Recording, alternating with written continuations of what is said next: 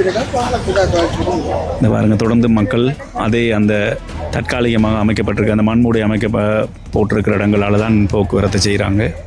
இவ்வளவு தண்ணி இல்லாட்டி பாலத்தை எப்போ வழியில் எடுத்திருக்கலாம். இது வரைக்கும் இவர்களுக்கு எடுத்து கொடுக்கலாம் தான் இருக்குது. இன்றைக்கு இந்த பாலத்தை ஒரு தனி நபரை கொடுத்தாங்க கடலை எடுத்துவாங்க. அதாவது நேற்றைய தினமெல்லாம் கடுமையான மழையாக இருந்தது. கிட்டத்தட்ட இயக்கம் இருக்கிற காலங்களில் பாவித்த வீடுகளாக இருக்கலாம் இந்த வீடுகள். அங்கால மற்ற பக்கம் பட்டக்கச்சியை போகுது. இங்கால A35 அப்படியே தொடர் பாதையால் வெறிய கொடுக்கும். இந்த நீரோட்டமே இவ்வளவு வேகமாக இருக்குண்டா. அன்னைக்கு நான் வீடியோ எடுக்கிற பொழுது இந்த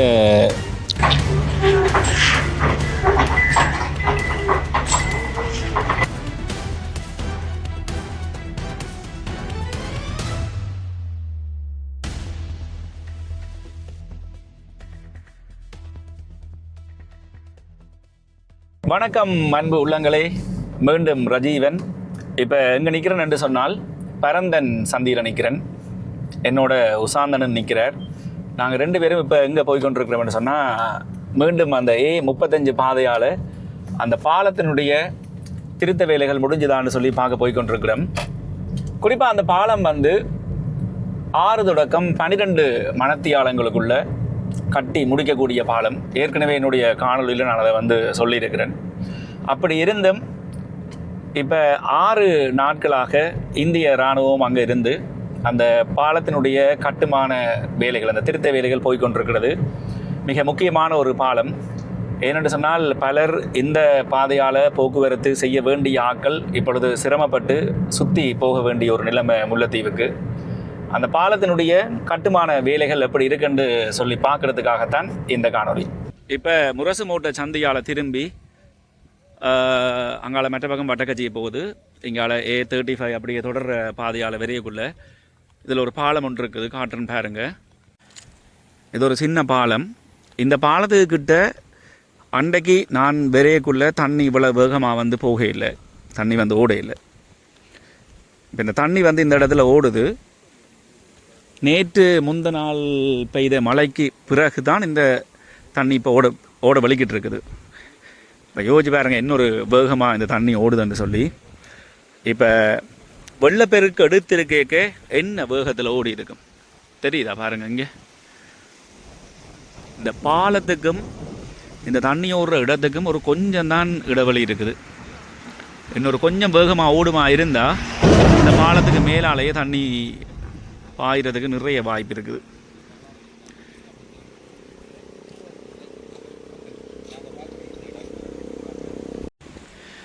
இந்த பாருங்க, இந்த பக்கம் நின்று எடுக்கிறேன். அதாவது வயலுண்ட இங்காலி பக்கமும் வயல் தான், அந்த சைடும் வயல் தான். இந்த நீரோட்டமே இவ்வளவு வேகமாக இருக்குண்டா.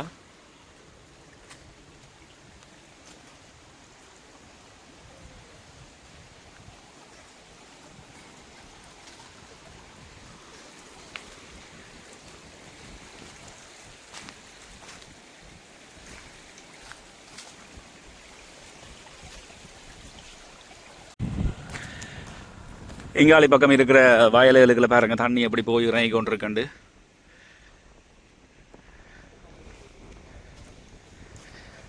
இங்கால இருக்கிற வயல் நிலங்கள் அவ்வளவுமே சரி. இன்னும் ஒரு 2 நாளைக்கு தொடர்ந்து மழை இப்படி கிடைக்குமாக இருந்தா அவ்வளவுதான். இந்த பாலத்துக்கிட்ட பார்த்தா இங்கால ஒரு பழைய வீடு உண்டு. அதுக்குரிய பாதை தான் இதுன்னு நினைக்கிறேன்.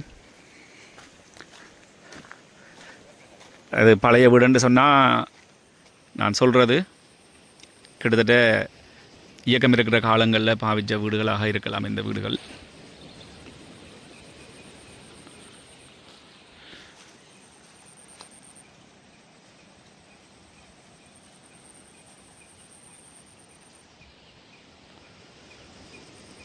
அந்த நேரத்திலே நல்ல ஒரு டிசைன் ஒன்று எடுத்து காட்டியிருக்கணும்.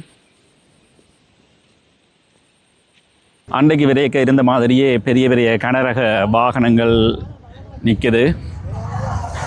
வேலைகள் என்னென்ன மாதிரி போனதுன்னு தெரியல.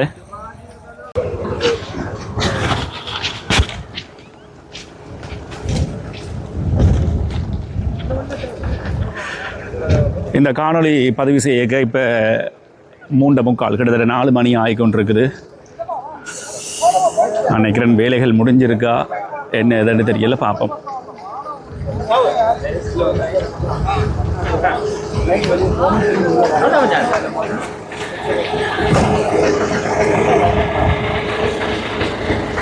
அதாவது இந்திய இராணுவமும் இலங்கை இராணுவமும் சேர்ந்து இந்த திருத்த வேலைகளை செய்து கொண்டிருக்கிறாங்க.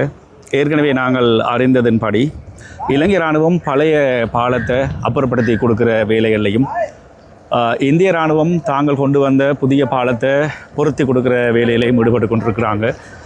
இந்த வேலைகள் அதாவது பழைய பாலத்தை அப்புறப்படுத்துகிற வேலைகள் துரிதமாக நடந்து முடிந்தால் புதிய பாலத்தை அமைக்கிற பணி ஏற்கனவே அந்த இராணுவ வீரர் சொல்வது போல 6 தொடக்கம் 12 மணத்தியாலங்களுக்குள்ளே செய்து முடிக்க முடியும்.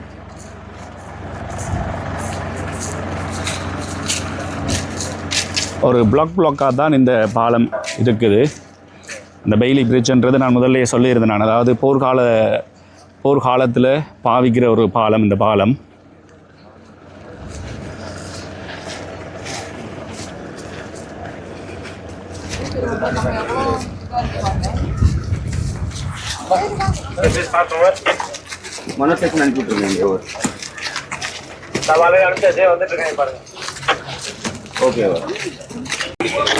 அன்றைக்கி நான் வீடியோ எடுக்கிற பொழுது இந்த உபகரணங்கள், அதாவது இந்த பாலத்துக்குரிய கட்டுமான இதுக்குரிய உபகரணங்கள் இறங்கி இருக்கையில் நாங்கள் 2 வாகனத்தை பார்த்துருந்தாங்க. அந்த வாகனத்தில் இருந்த பொருட்களாக இது இருக்கலாம். இப்பொழுது அனைத்துமே கீழே இறங்கி இருக்கிறது.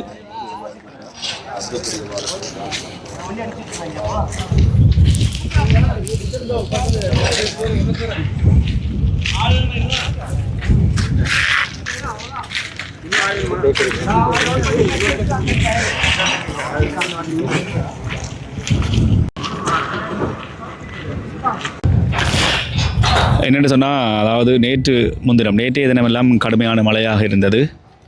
அந்த மழை காரணமாக இப்போ நாங்கள் முதல்ல பார்க்கக்குள்ளே இந்த இடமெல்லாம் மண் வெட்டி போட்டு கொண்டு இருந்தவங்க பார்த்தா இதே இப்போ சேராகி வந்துட்டுது.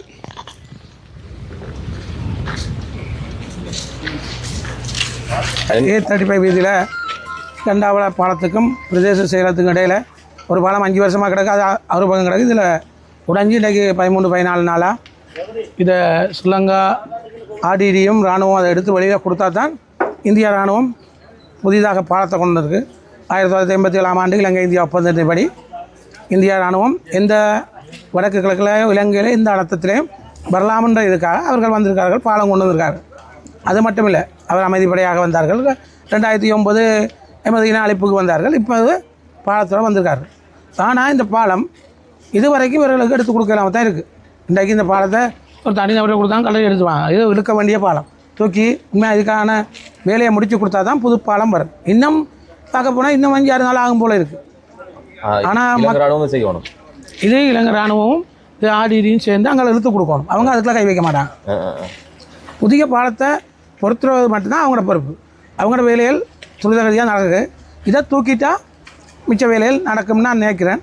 ஆனால் இது சம்மந்தமாக உண்மையாகவே இந்த வெள்ளத்தால் இப்போ எந்த ஃபேஸ்புக்கை பார்த்தாலும் ஜனாதிபதி அவர்கள் வெள்ளத்தில் நிவாரணம் 25,000 கொடுக்குறேன், 50,000 கொடுக்குறேன், வீட்டுக்கு 25 லட்சம் கொடுக்குறேன், வீடு அளவு 25,000 கொடுக்குறான்னு மக்களுக்கு நிவாரணம்ன்றது கண்டாவில பிரதேசத்தில் உண்மையாகவே நிவாரணம்ன்றது தனிப்பட்ட புலம்பெயர் தேசத்தில் உறவுகளில் நிவாரணம் கொடுக்கப்பட்டிருக்க அரசாலை இது கொடுக்கல. இந்த 25,000 காசு கூடி ஜனாதிபதி பப்ளிக்காக சொல்கிறார், எல்லாரும் பதியணும், தண்ணி போடணும் பதியணும், கோழி சித்தவன் பதியணும், மாடு சித்தவனும் பதியணும் வீட்டை வந்து. ஆனால் இங்கത്തെ கிராம சேவர்களும் அதன்படி நடக்கிறார்கள். இல்லை சில நேரம் ஜனாதிபதிக்கும் இந்த அரச உத்தியோகத்தில் ரகசிய ஒப்பந்தங்கள் இருக்கோ தெரியாது. மக்கள் மத்தியில் உண்மையான நிவாரணமோ இல்லை அந்த 25,000 காசோ போய் சேரல. நீங்கள் வேணால் வாங்க, ஒவ்வொரு கிராமத்துலேயும் போய் கேளுங்க, உங்களுக்கு காசு கிடைச்சா, உங்களுக்கு சாமான் கிடைச்சாண்டு ஒன்றும் இல்லை. ஏன்னாண்டா சில இடங்களில் போலீஸ் ரிப்போர்ட் தேவை பண்ணுறாங்க, சில இடங்களில் படம் தேவை பண்ணுறாங்க. உண்மையாகவே இந்த அனைத்து நேரம் ஆட்டோமேட்டிக்காக இது இல்லை, கவரேஜ் இல்லை, கரண்ட் இல்லை. அப்போ மக்கள் அண்டனைக்கு சாப்பாட்டு சாமான் தேடுறதா இந்த படத்தை எடுக்கிறதா? ஃபோனில் கரண்ட் இல்லாட்டி என்ன செய்யலும்? அதை ஒரு மனித நேயமாக செயல்படும். இன்றைக்கு வயல்களை பாருங்கள், இருந்து வார வயல்களில் எக்கச்சக்கான வயல்கள் அழிஞ்சு போயிருக்கு, அழிஞ்சு மாடுது. உண்மையாக கிழக்குலையும் வடக்குலையும் அழிஞ்ச மக்களுக்கான நிவாரணம் கொடுபட வேண்டும். அதுபோல் மலையக சகோதரருக்கு நான் கூற விரும்புகிறேன். நானும் ஒரு 50 பரப்பு தானே தாரன்னு சொல்லி டிஎஸ்க்கு கொடுத்துருக்குறேன். 50 பரப்பு, ஒரு பரப்பு 10 லட்ச ரூபா பெறுமதி. அந்த காணியை உண்மையாக மலையக சகோதரன் எங்கட உறவு தமிழ் பேசும் உறவுகளுக்கு நான் பிரித்து கொடுக்குற ரெடியாக இருக்கிறேன். காணி கொடுக்க போறீங்க? காணி அது உங்களோட எந்த காணி எந்த உழவனூர் சொந்த காணி. அதில் 50 பரப்பு 3 ஏக்கர் காணியை நான் கொடுப்பேன். ஒரு பரப்பு ஒரு ஆளுக்கு காணும். அது அரசாங்கம் கரண்டை கொடுக்கட்டும், வீட்டை கொடுக்கட்டும், கட்டி கொடுத்து. உண்மையாக காலங்காலமாக மலையகத்திலிருந்து அழிஞ்சு கொண்டே இருக்கார்கள். இதை வீடு தாரணம், அது தாரணம், இது தாரண்டு அந்த மக்களை மூட்டை பூச்சி மாதிரி இந்த அரசாங்கம் புரிஞ்சு குடிச்சு கொண்டிருக்கு. இனியாவது அவர்களுக்கு ஒரு நல்ல இடங்களை கொடுத்து, உண்மையாகவே வன்னி பகுதியில் எவ்வளோ இடம் இருக்குது, எவ்வளோ அன்றைக்கு கூடி 6 கிலோமீட்டர் ஐயா சொல்லியிருக்கார்.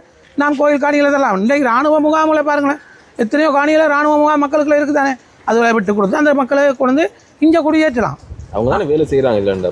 விளங்கல, அவங்க தானே இல்லைண்டு வேலை செய்கிறாங்க. யாரு? ராணுவம் தானே. ஒரு ராணுவம் தான் வேலை செய்யுது. இல்லை, நான் அங்கே மக்களை கொண்டு சொல்லி இப்போ மலையகத்தில் உள்ள மக்கள் திரும்பவும் ஒரு மலையில் வீட்டை கட்டி கொடுத்து மண்சரிவில் சாகிறத விட இந்த ஜனாதிபதி ஒரு நம்ம உண்மையாகவே இந்த மக்களை வடக்கோ கிழக்கோ இல்லை சிங்கள பக்கத்தில் எங்கேயாவது எவ்வளோ இடங்கள் இருக்குது, அந்த மக்கள் வாழ்கிறதுக்கான இடம் இருக்குது, வாழ்வாதாரங்கள் இருக்குது. உண்மையாகவே வடக்கு கிழக்கை பொறுத்தவரை புலம்பெயர் தேசம் இல்லாட்டி நாங்கள் வந்திருக்கிறாரு. 2009 எல்லாம் சொப்பினோடு தான் வந்தோம். இன்றைக்கு எல்லாம் நல்லா தான் இருக்கிறாங்க. இன்றைக்கு எங்கட வரிப்பணங்கள் போதிய அளவு இந்த அரசாங்கம் வந்தோடனே எல்லாருமே வரி கட்டுறாரு. கட்டாயம் வரி கட்டத்தான் வேணும். இந்த வரிப்பணத்தை இந்த மக்களுக்கு வந்து செலவழிக்கணும். ஒவ்வொரு பிரதேச விலையும் போட எந்த பாதைக்கும் காசு இல்லைன்றாங்க. சும்மா வந்து கிரவலை கொட்டுறாங்க. அடுத்த மாதிரியோட அது போயிடுது. உள்ளக வீதிகள் ஒன்றுமே சரியில்லை. அன்றைக்கி வளப்பாடு கிராஞ்சி அந்த வீதியை பாருங்கள், கௌதாரிபுரம் வீதியை பாருங்கள், சொண்டிக்குளம் வீதியை பாருங்கள், எல்லாம் வருமானம் அள்ளக்கூடிய வீதிகள். ஆனால் காலங்காலமாக 2009 நாங்கள் இடம்பெயர்ந்து இங்கே வந்தோமோ அண்டையிலேருந்து இந்த பாதை செய்கிறோம். முதல் நீங்கள் சொல்லுங்கள், முதல் டாக்டர் செய்ய கல் வைப்பேன், எல்லா இடமும் கல் வச்சார். அது மாதிரி இப்போ சந்திரசேகரமையா எல்லா இடம் கல் வைக்கிறாங்க. ஆனால் வேலை ஒன்றும் நடக்கல. ஏன்னா தமிழ் மக்கள் வாக்கு கொடுத்து 7 பாராளுமன்ற உறுப்பினர் அனுப்பியிருக்கு.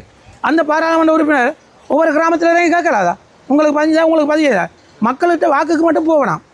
மக்கள் எப்படி படுறார்கள் வேதனைன்னு போய் ஒவ்வொரு வீட்டையும் பார்க்க சொல்லுங்கள். ஒவ்வொரு வீட்லேயும் போய் பார்த்தீங்கன்னா உங்களுக்கு நீங்கள் யூடியூப்பில் போயிருப்பீங்க, எல்லா வீடுகளும் எவ்வளோ மக்கள் பேசுகிறாங்கன்னு வார்த்தைகளை ஃபேஸ்புக்கில் போடுறாங்க. அது ஏன்னப்பா வார்த்தையில் நீங்கள் டிஎஸ்க்கு ஜிஏக்கு அதிகாரத்தை கொடுங்க, அவங்க செய்வாங்க. இதில் கிராம சேவரை மற்றும் கூட சொல்லி ஒன்றும் இல்லை. அவங்களுக்கு கொடுக்கப்பட்ட சேர்க்கிறது மாதிரி தான் அவங்க செய்யலாம். அப்போ அதை மீறி அவங்க செய்து அவங்களுக்கு வேலை இல்லாமல் போயிடும். ஆகவே தயவு செய்து இந்த மக்களை கண்டு வந்து பாருங்கள். இதெல்லாம் உண்மையாகவே சஜித் வந்து 15,000-20,000 பேருக்கு வீட்டை கொடுத்து அந்த நேரம் 1 லட்ச ரூபா தான் பவுன் விற்றது.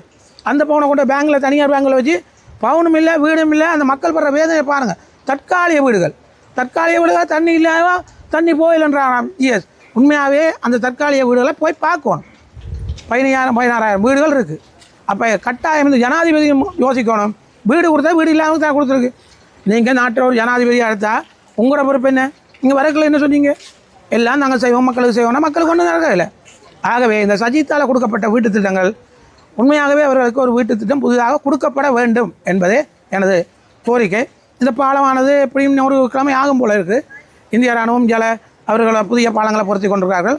ஸ்ரீலங்கா இராணுவமும் ஆடியும் தூக்கி கொண்டிருக்காங்க. அந்த உண்மையாகவே இந்த பாலம் அகற்றவுக்கு இன்றைக்கு எத்தனை நாள் 13-14 நாளாக சுணங்கி கொண்டிருக்கு. வட்டக்கட்சி பாதையும் நிரந்தரமானது இல்லை. வாகனங்கள் நேற்றுக்கூடி அந்த உண்மையாகவே ஒரு பாதையில் போக இயலாது. நேற்றுக்கூடி டிப்பரில் ஒரு இளம் குடும்பஸ்தர் மரணிச்சிருக்கார். அப்படியெல்லாம் நடக்குது. அப்போ தயவு செய்து இந்த வேலையை துரிதகதியாக முடிக்க வேண்டும் என்று சொல்லி அன்புரிமையோடு கேட்டுக்கொள்கிறேன். நீங்கள் சொன்னீங்க தானே, இதே மாதிரி நிறைய அனர்த்த காலங்களில் இந்த மண் சந்திச்சிருக்கு. குறிப்பாக 2009க்கு முற்பட்ட காலம் இருந்தால் இந்த நிலைமை எப்படி இருந்திருக்கு? விடுதலை புலிகள்னா அடுத்த நாள் போயிருக்கும். ஏன் தெரியுமா? அவங்கள்ட்டையும் இருந்தது, அவங்கள்ட்டையும் டெக்னாலஜி இருந்தது, எல்லாமே இருந்தது. அந்த பாதை நேரம் இதில் வாகனம் போயிருக்கும். அட்லீஸ்ட் இதனால் இந்த பாலத்தோட தூக்கி ஒரு 500 கிரவல் அடிச்சுட்டு போக்கில் வச்சு போகிற தண்ணி போட்டோன்னே வாகனம் போயிருக்கும். இப்போ எப்படித்தான் எங்களை பொருளாதார நிலம் நாங்கள் ராஜாவை தான் வாழ்ந்தோம். சாப்பாடுக்கு தட்டுப்பாடு இல்லை. போன ஒரு அனர்த்தத்துக்கு தேசிய தலைவர் ஆலயத்தில் ஒரு சாமான அனுப்புனது உங்களுக்கு தெரியும் தானே? நிவாரணங்களை அனுப்புனது அது தேசிய தலைவர், அது தீர்க்கதர்சினி, அது கடவுளால் எங்களுக்கு கிடைக்கப்பட்டது. என்ன செய்கிறது? இப்போ நாங்கள் பார்த்து கொண்டிருப்போம். திருத்த வேலைகள் தொடர்ந்து நடைபெற்று கொண்டு தான் இருக்கிறது. நான் முதல்ல அந்த காணொலியை சொல்லியிருந்தேன். எப்படின்னு சொன்னால் நேற்று முன்தினம் எல்லாம் இங்கே வந்து தொடர் மழையாக இருந்தது. அன்றைக்கு நாங்கள் விரைக்க இந்த இடத்துல மண்மூடை மாத்திரமே அடிக்கப்பட்டிருந்தது. இப்போ பொதுமக்கள் நடந்து போகிறதுக்கு ஏற்ற மாதிரி இந்த இடங்களில் இந்த பலகையும் அடிக்கப்பட்டு கீழால் தண்ணி போகிறதுக்குரிய ஏற்பாடுகள் வந்து செய்யப்பட்டிருக்கிறது. அதோட பாருங்கள், அன்றைக்கு இந்த நீரோட்டம் இருக்கே இல்லை, இன்றைக்கு இந்த நீரோட்டம் வந்து கூடி இருக்குது. அதாவது இந்த பகுதியில் இருந்து தண்ணி வந்து வேகமாக, இப்போ மழை இல்லாத நேரத்தில் இப்படி இருக்குன்னு சொன்னால் மழை பொழியக்க எப்படி இருக்கும், என்ன வேகத்தில் இந்த இடத்துல தண்ணி வந்திருக்கும்.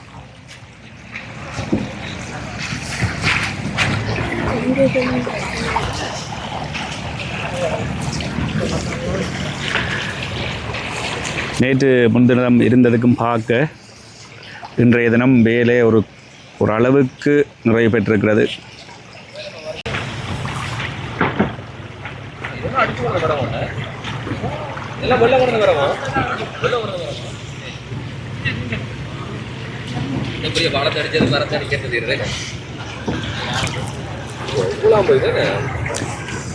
நீரோட்டம் இந்த சைட்ல இருந்து இங்கே தான் வருது பாருங்க. சாதாரண மழைக்கு எப்படி இங்கே இருந்து ஓடுதுன்னு சொல்லி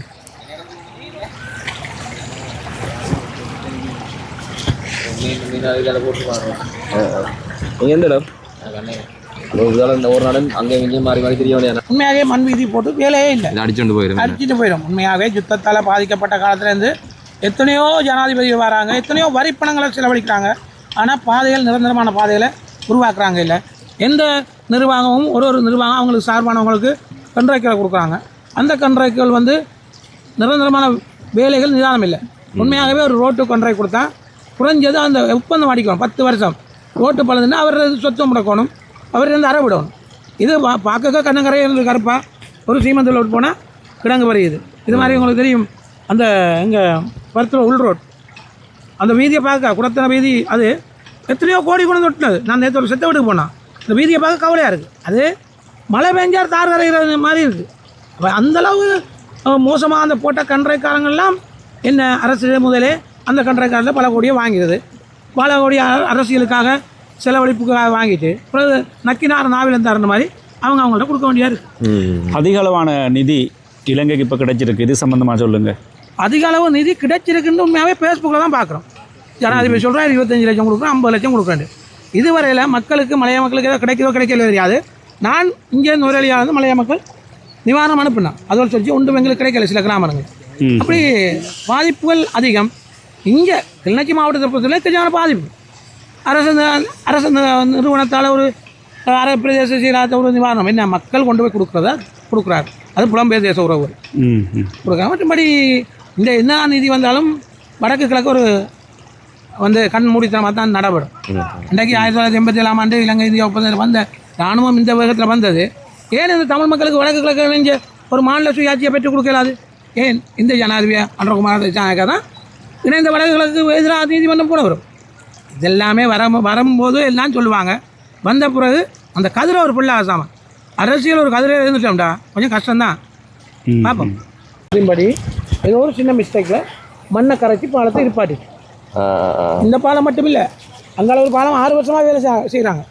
நீங்கள் அதையும் நான் ஆளுநர்கிட்ட கதைக்காத கதையில் டாக்டர் தேவானந்தாவோட கதைக்க இல்லை. எல்லாருமே கல் வைக்கிறதுக்கு வர உஷார், இந்த வேலையை முடிக்கிறதுக்கு வராங்க. இல்லை அப்படியே அடிச்சு பிரட்டி போட்டாண்டியா? அடிச்சு பிரட்டி நல்லா ஒரு வாகனம் போயிடல. என்ன இது நடக்கிறது இந்த மோசமான இதுதான். அந்த காலத்தில் நல்ல ஒரு பாலம் இருந்தது, 7 கண் மதம் உண்டு. அது உடைக்கவே தேவையில்லை. 1000 பாலம் திட்டம் தான் இந்த பாலங்கள் வந்தது. 1000 பாலம் திட்டம் 6 மஹிந்த ஜனாதிபதி காலத்தில் வந்தது. 6 கான்ட்ராக்டில் அந்த வேலையை செய்தாங்கன்னு தெரியாது. எல்லா இடமும் பாலம் இருக்குது. இது சைனா கொடுத்த பாலம் போல இருக்குது. 1000 பாலம் திட்டம் வந்துருக்கு. என்னென்னு சொன்னால் இது வந்து யுத்த காலங்களில் பயன்படுத்துகிற பாலம், அவசரமாக டெம்பரரியாக போட்டிருக்கிற பாலம் தான் ஏற்கனவே போடப்பட்டிருக்கு. அதை மாதிரி ஒரு பாலம் தான் இந்த பெய்லி பிரிட்ஜ் இப்போ கொண்டு வந்து போடுறது. இதை மாதிரி இன்னொரு மழை அடுத்த வருஷம் வந்தால் தாக்கு பிடிக்கும். அடுத்து வருவாங்க. வெளிநாட்டு காசு வருது தானே. இப்போ என்னென்னா ஒரு மக்கள் ஒரு பக்கத்து வீட்டில் கஷ்டம்னா தான் பக்கத்து வீட்டில் லோன் எடுக்கிறா கடன் எடுக்கலான்னு சொல்கிறாங்க. இதே அரசாங்கம் வட்டிக்கு காசு கொடுக்க கூடாதுன்றாங்க, வட்டிக்கு வாங்கக்கூடாதுன்றாங்க. ஆனால் இந்த இலங்கை தீவில் எத்தனையோ கோடியே பில்லியனை வட்டிக்கு தான் வாங்கியிருக்காங்க. 2008 2028 கட்டக்கலாம் அந்த வேதனை தெரியும். ஒரு தரம் வட்டிக்கு தான், ஒரு சுய லாபம் இல்லாமல் ஒரு தரம் இறங்க இல்லை. அது எந்த நாடாக இருக்கட்டும் அவரவர் ஒரு புலனாய்வு நோக்கத்தோடு தான் வந்திருக்கார்கள். மற்றும்படி அப்படி இல்லை. சிங்கள மக்களுக்கு நான் தெளிவுபடுத்தவனே, நாங்கள் 2 அமைதி காத்துக்கும் படையாக வந்து எத்தனையோ மக்கள் அழிஞ்சது தான். அதுக்கப்புறம் 2009 முள்ளிவாய்க்காலில் மக்கள் கொண்டு போய் கொத்தாக கொண்டு சாக்கில் கூடி இந்தியா ஸ்ரீலங்கா அரசுக்கு சார்பாக வந்து வேலை செய்தவங்க. அது மாதிரி இந்த முறை ஸ்ரீலங்கா அரசுக்கு சார்பாக வந்திருக்கிறார்கள். அது அந்த ஒப்பந்தத்தில் அது இருக்குது. ஆனால் இலங்கை இந்தியா ஒப்பந்தம் இன்றைக்கு எத்தனை வருஷம் செய்யுதோ அதை நிறைவேற்ற முடியாத இந்திய அரசாங்கம் தான் இருக்குது. ஆனால் மோடி ஐயா நினச்சா ஒரு சின்ன விஷயம். மோடி ஐயா வந்து ஒரு இறை சக்தி இருக்குது. அதை நினச்சி இந்த தமிழருக்கு ஒரு நல்ல ஒரு தீர்வுக்கு வழிவகுக்கணும் என்று நான் மோடி ஐயாவை அன்போடு கேட்டுக்கொள்கிறேன். கஷ்டமாக சுகமா பாலம் இல்லாது கஷ்டம் தானே. இப்போ வந்து மாதிரி பார்க்கணும். வேறு நாள் காசு எல்லாம் கிடைக்கும். 25,000 எல்லாம் தந்த ஆனால் கிடைக்கு தந்த கிடைக்கலன்னா 15 அறிவிச்சிருக்கு கிடைக்கல. இது நீங்கள் அங்கே வானதை விட்டு நடந்து போய் இங்கே இப்போ இந்த யாழ்ப்பாணம் கிணச்சி போகிறவங்க எல்லாருமே வந்து வட்டக்கட்சி போய் தான் போகணும். இப்போ நீங்கள் பிறகு வந்து இந்த வாகனத்தை எடுத்துகிட்டு போவீங்களா? அப்போ இங்கால போகிறதுக்கு என்ன வேறு வாகனம்? இங்கால வேறு எங்களை ட்ராப் பண்ணால் வரையும். Right right. சந்திக்கிற வந்து சரி. மக்கள் வந்து பல சிரமங்களுக்கு மத்தியிலையும், அதாவது வாகனத்தை இந்த பகுதியில் விட்டுட்டு, முல்லைத்தீவு பகுதியில் விட்டுட்டு நடந்து வந்து திருப்பி வேறு இன்னொரு வாகனத்தில் இந்த பகுதிக்கு போகிறாங்க. இந்த பாருங்க, தொடர்ந்து மக்கள் அதே அந்த தற்காலிகமாக அமைக்கப்பட்டிருக்க அந்த மண்மூடி போட்டிருக்கிற இடங்களால் தான் போக்குவரத்து செய்கிறாங்க.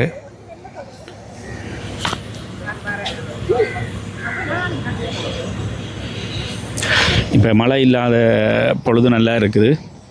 ஆனால் மழை பொழிஞ்சு கொண்டு இருக்கல இந்த பாதையால் போய் வாரது வந்து மிகவும் கஷ்டமான ஒரு விஷயமாக இருக்கும். முல்லைத்தீவு போகிற பகுதி பக்கம் பார்த்திங்கன்னு சொன்னால் இலங்கை இராணுவம் நின்று பழைய பாலத்தை வந்து அப்புறப்படுத்தி கொண்டிருக்கிறாங்க. அந்த சைடில் வந்து பார்த்திங்கன்னு சொன்னால் இந்திய இராணுவம் வந்து புதிய பாலங்களை பொறுத்துற வேலையில் ஈடுபடுறாங்க. குறிப்பாக இந்த பாலத்தை அப்புறப்படுத்துறதுல பெரிய ஒரு சிக்கல் இருக்குது. பாலத்தை வெட்டி துண்டுகளாக்கி தான் எடுக்கக்கூடியதாக இருக்குது. சாதாரணமாக இந்த பாலத்தை வந்து இழுத்து வழியில் எடுக்கிறதாக இருந்த இந்த கிரைனால் மிகவும் கஷ்டமான ஒரு விஷயம். ஆனால் துண்டுகளாக வந்து வெட்டி வெட்டி வெட்டி வெட்டி எடுத்து கொண்டிருக்கிறார்கள்.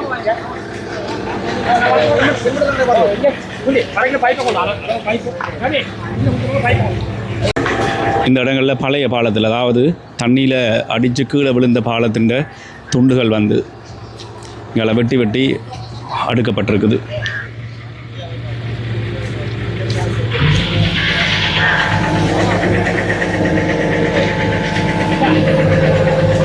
இந்த பாருங்க, அந்த பாலத்தை வந்து இழுக்கிறாங்க.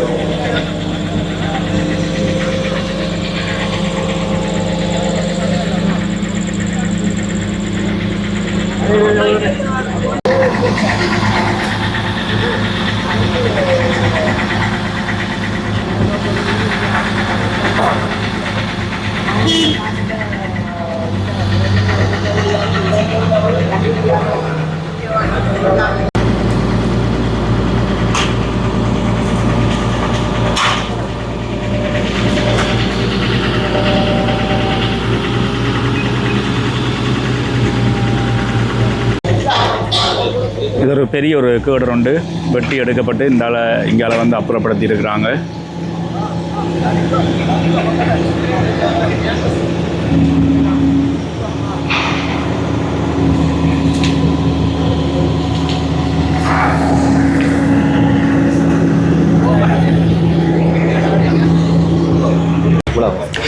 நேற்று முன்தினம் எடுத்த காணொலியில் பார்த்தீங்கன்னு சொன்னால் இந்த பாலத்தின் மிச்ச துண்டும் இங்கால தெரிஞ்சது.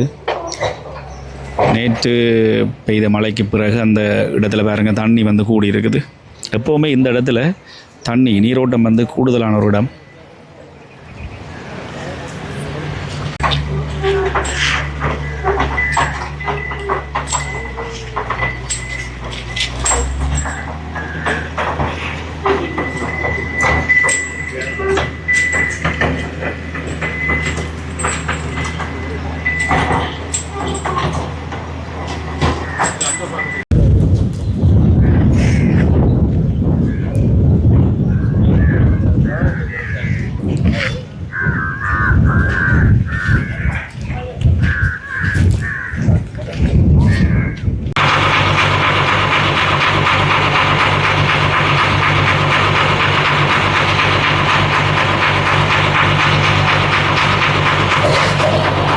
அதாவது இதில் நிற்கிற ஒரு இராணுவ அதிகாரிகிட்ட கேட்டிருந்தேன் நான்.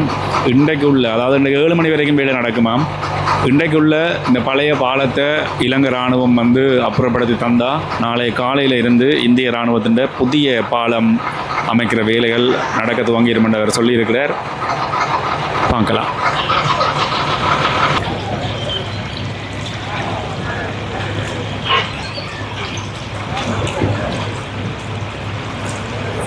ட்ரெயினுண்ட உதவியோடு இந்த பாலத்தை இப்படியே தூக்கி வைக்க வேண்டியிருக்கு. அதில் தான் ஒரு தாமதம்.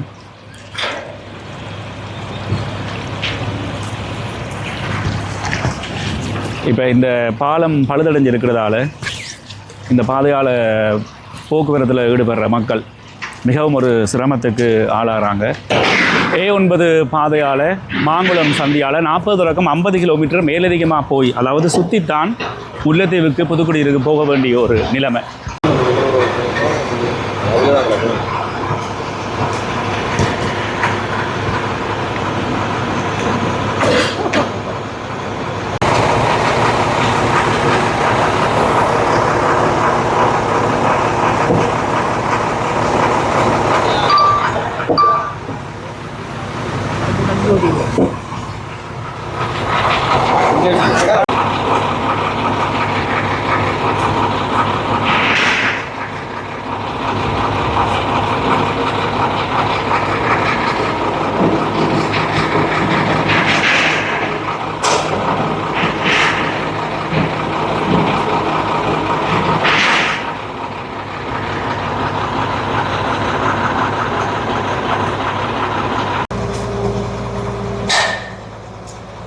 இந்த பாலத்தை அப்புறப்படுத்துறதுக்கு பாருங்கள், 2 பக்கமும் 2 கிரைனுமே பாவிக்கப்படுது.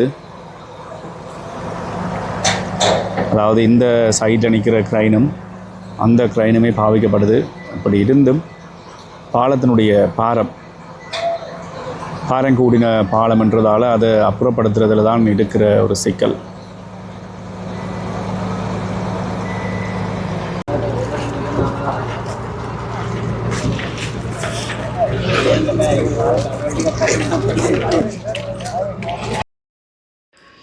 ட்ரோனை விட்டு பார்க்கத்தானே தெரியுது எவ்வளவு ஒரு அழகான இடம் இந்த இடம் என்று சொல்லி. வன்னி பெருநிலப்பரப்பு எப்போவுமே அழகாக இருக்கிற ஒரு இடம் பாருங்கள், எப்படி ஒரு பச்சை பசையிலண்டு இருக்குன்னு சொல்லி. குறிப்பாக இந்த பாலம் உடைஞ்ச இடத்துல பார்த்தீங்கன்னு சொன்னால் நீர் வந்து அதிக அளவில் தேங்கி நிற்குது. அப்போ ஒரு மழையோ ஒரு வெள்ளப்பெருக்கோ எடுக்கிற பட்சத்தில் இந்த இடத்தால் ஆழம் கூடின ஒரு பகுதியாக வந்து இந்த இடம் மாற இருக்குது. இந்த இடத்தை பாருங்கள், இந்த சுற்றுச்சூழலே நீர் தேங்கி நிற்கிற, அதிகமாக நீர் தேங்கி நிற்கிற ஒரு இடமா இருக்குது. குறிப்பாக இந்த காணொலியில் பாருங்கள், அந்த வலது பக்கம் வெள்ளையாக தெரிகிறது வந்து மணல். அப்போ இந்த வெள்ளத்தோடு வந்த மணல் வந்து பாருங்கள் இந்த வலது பக்கம் எப்படி தெரியுதுன்னு சொல்லி.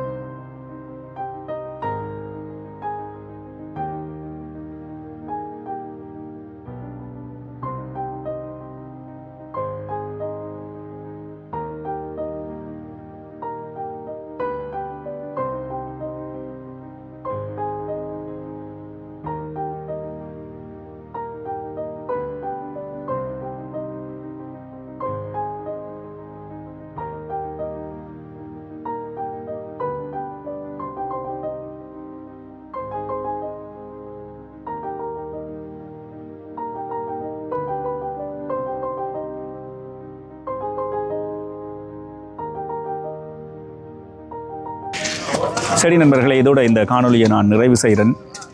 தொடர்ந்தும் பால திருத்த வேலைகள் நடைபெற்று கொண்டிருக்கிறது. இன்றைய தினம் அந்த பழைய பாலத்தை இங்கிருந்து அப்புறப்படுத்துகிற பட்சத்தில் நாளைய தினம் புதிய பாலம் அமைக்கிற பணிகள் ஆரம்பமாகிவிடும். என்னுடைய சேனலை இப்போ தான் நீங்கள் முதல்ல பார்க்குறீங்கன்னு சொன்னால் மறக்காமல் சப்ஸ்கிரைப் பண்ணிட்டு பாருங்கள். மறுபடியும் உங்களை ஒரு புதிய வீடியோவில் சந்திக்கிறேன்.